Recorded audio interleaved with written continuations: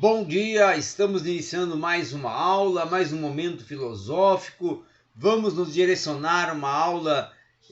pautada no pensamento do Giambattista Vico, tá? Principalmente considerando alguns aspectos importantes da sua proposta filosófica. Giambattista Vico é um filósofo italiano e ele vai ganhar espaço na filosofia e no círculo acadêmico a partir das discussões acadêmicas em que ele vai propor uma defesa da integração da filosofia, das faculdades, né, de espírito humano, que são justamente as relacionadas às ciências humanas, para estas serem as responsáveis pela produção do conhecimento e do diálogo promovido pela retórica como fator norteador do bom desenvolvimento científico. Aí ele é, então, um grande defensor da dialética e das discussões acadêmicas, porque para Giambattista Vico a intelectualidade no contexto acadêmico é construída justamente no confronto de ideias, ou seja, na dialética. Vico começa a ter um grande interesse dentro do contexto da América do Norte e da Europa, tá? E ele começa a destacar principalmente por ser um grande incentivador de um crescente interesse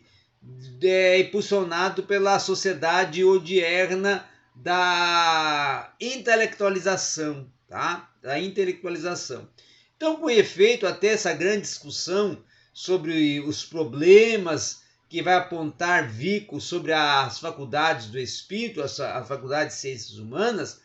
como também trabalhando com questões como razão, como sentidos, como fantasia, como engenho, que são temas que ele vai trabalhar dentro de uma proposta de faculdades relativas aos planos da ética, tá? Aos planos da estética, da política, da religiosidade, da linguagem, da teoria do conhecimento, do mito e da imaginação. E até, inclusive, eles vai propor um parecer eclipsado com o individualismo e até promovedor de um controle social que é surgido a reboque dos avanços ilimitados da tecnociência como um padrão de produção científica totalmente direcionado à aplicabilidade da técnica, tá? Uma outra questão importante dos contributos de Giambattista Vico é que o pensamento de Vico vai se mostrar totalmente atual, oportuno e voltado a um exercício filosófico, haja vista inclusive de ser um proponente de privilegiar a denominada ciência nueva, que é justamente a ciência das humanidades, tá? Das faculdades do espírito, o senso comum, a cultura da retórica, dando sempre o destaque à finalidade da formação pública e social do saber, tá? Outra questão também é que Giambattista Vico vai destacar pontos basilares, como as questões principalmente do vero ipsum factum, tá? Que é o critério que vai permitir ao homem garantir logicamente aquilo que é a sua obra, aquilo que é o seu ser, tá? Intelectivo. E, pelo tanto, a partir daquilo que o homem faz, do que o homem propõe, é que se pode conhecer a ciência, ou seja, o stricto sensu, segundo Giambattista Vico. E a presente dissertação, tá? Principalmente dessa busca delinear do pensamento histórico, filosófico do Giambattista Vico, é que nós vamos ver um desenvolvimento próximo dessa definição dos paradigmas que se encontram hoje latentes na ciência moderna. Uma outra questão também, que embasada inclusive em pensadores clássicos e humanistas, tá? Como que vão além dos denominados, vamos assim, norteadores, né, do pensamento clássico, como o caso de Platão, Tácito de Mileto, Grócio e Bacon, né? É que aí vai surgir a proposta ou a vertente que vai se relacionar com o iluminismo e vai se manter para patentear pensamento de autores posteriores, como também o que nós podemos incluir o Karl Marx, tá? O Levi Strauss, o Freud, o Jung, tá? E aí permitindo-se um traçado de uma via posterior, inclusive, a qual não será esmiuçada, a não ser a partir da urtidura do pensamento de Jean-Baptiste Vico, quando este propõe um diálogo com o idealismo alemão, com as ciências sociais, com a psicanálise, com a psicologia analítica, e vai exemplificar, inclusive, uma originalidade pautada em uma retórica da invenção e uma reconstituição da história do pensamento na história da experiência humana, tá? Então, a vertente de Vico é uma orientação filosófica que vai privilegiar a compreensão do comportamento humano e a vida prática dentro desse viver cível, tá? Para a qual se pode traçar, inclusive, uma linha de ideias, considerando desde o período ou momento da jurisprudência romana e indo até autores clássicos que vão passando por alguns pensadores renascentistas que vão influenciar a formação do discurso denominado filosófico de Jean-Baptiste Vico, que é justamente aqueles pensadores norteadores como Jean-Baptiste Vico propõem, que identificam os aspectos do pensamento científico. Então, a proposta de Vico é uma proposta voltada a uma filologia, uma filosofia, a um direito, a uma história, a um diálogo com o desenvolvimento das ideias do humanismo. E entrando, claro, no socialismo. Agora nós precisamos considerar também que ao dialogar e ao propor e a falar de Jean-Baptiste Vico, nós temos que nos situar primeiro a Vico dentro da ciência nova, tá? Então, seria a questões relacionadas a Vico e as questões da racionalidade moderna. E quando nós entramos nesse aspecto da racionalidade moderna, considerando os pensamentos e propostas de Vico, nós vamos entrar dentro de um pensador que ele é considerado fecundo nesta área, porque Jean-Baptiste Vico vai apresentar em sua obra A Ciência Nova um projeto para uma nova ciência, proposta em mudanças nos padrões intelectuais, tá? Éticos, artísticos, científicos da época. Por exemplo, ele vai dizer que Berlim,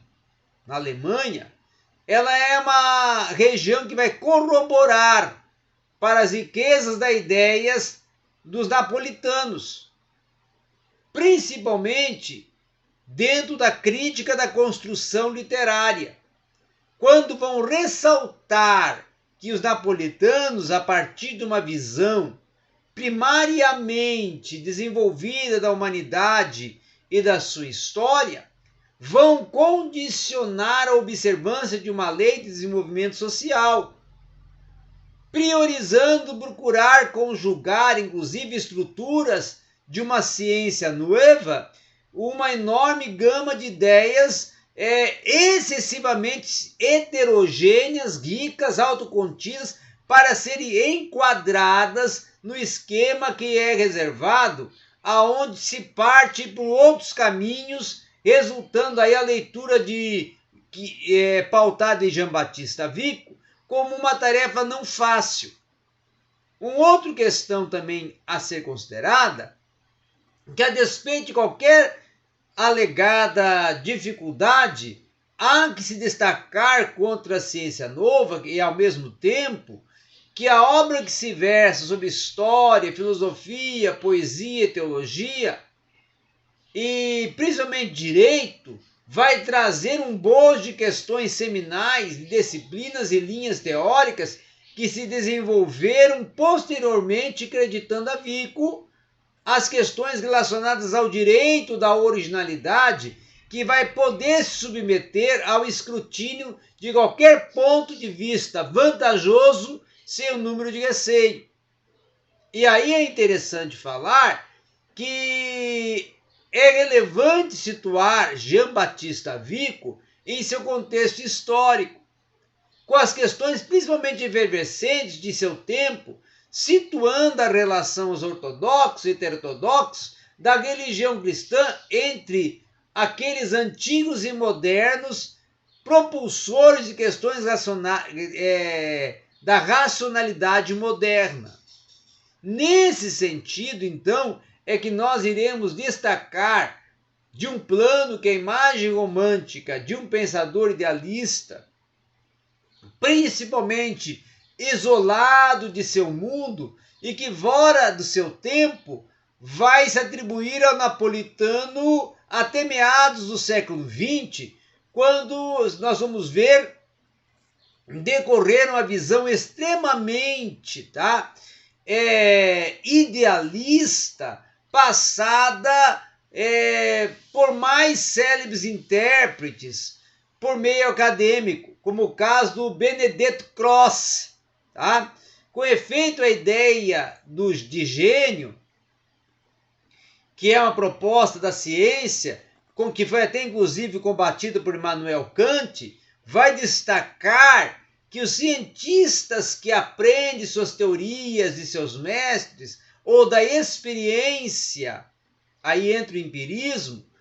a razão pela qual podem explicar qualquer que seja a elaboração de suas teorias, vão deixar a possibilidade de uma existência de gênio a partir do que se aprende de ninguém. E, pelo tanto, não vai poder se explicar a elaboração de suas obras exclusivamente dentro da esfera da arte. Desse modo, a pesquisa vai se afastar de uma concepção vicaniana, porque Jean Baptiste Vico vai ser um dos precursores do gênio isolado, fora do seu tempo,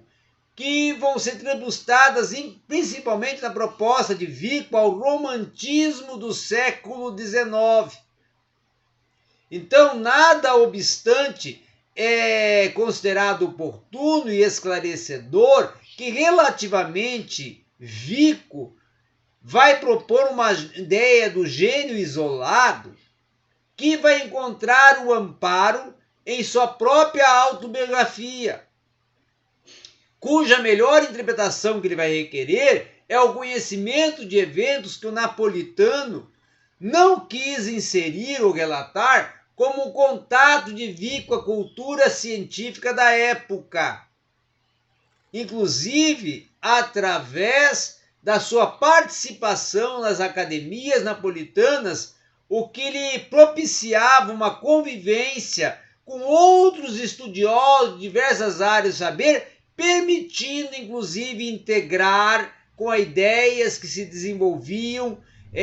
em outros horizontes dos centros europeus da intelectualidade. Corroborando com essa interpretação, nós vamos desfazer a imagem do isolamento proposta por Jean Baptiste Vico, a qual vai ser destacada da seguinte maneira por Guido. Ele vai dizer que a participação de Vico em diversas academias e salões literários, além da sua vida universitária, fazem dele um homem cidadão ativo, principalmente na sua sociedade, conhecida e muito requisitada para diversos encargos sociais, tais como orações fúnebres, discursos laudatórios, tá? Discursos laudatórios para núpcias de casais nobres, recepções de autoridades reais